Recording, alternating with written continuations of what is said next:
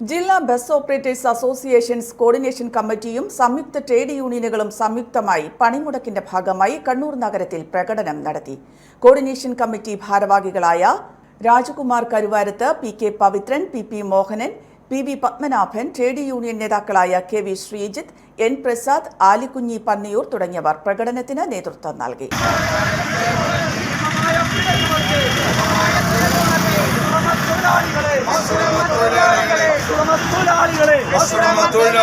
ഇല്ലാതാക്കാൻ നോക്കുന്നവരെ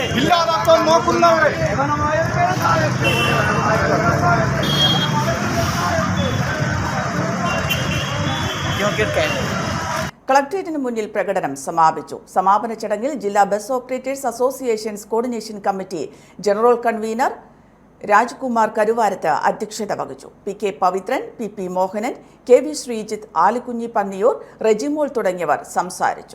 ഇന്നലെ തുടങ്ങിയതുകൊണ്ടല്ല ഞങ്ങൾ ഈ സമരമുറയുമായി മുന്നോട്ടിറങ്ങിയത്. കാരണം അനേകം മാസങ്ങളായി ഞങ്ങൾ സഹിക്കുന്നു. ആർക്കും ക്ഷമകെട്ടാൽ എന്താ ചെയ്യുക, അത് മാത്രമാണ് ഇന്ന് ഞങ്ങൾ ചെയ്തിട്ടുള്ളത്.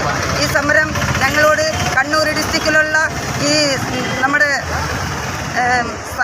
കണ്ണൂർ ഡിസ്ട്രിക്റ്റിലുള്ള ഞങ്ങളോട് സേവനത്തോട് സഹകരിക്കാത്ത ഈ പോലീസ് ഇതുമായി ബന്ധപ്പെട്ട ആളുകൾ തന്നെയാണ് ഇന്നത്തെ സമരം ഞങ്ങളോട് ചോദിച്ചു വാങ്ങിയത്.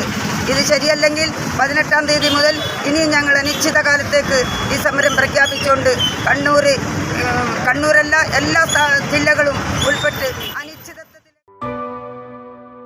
AKG memorial cooperative hospital, Kannur.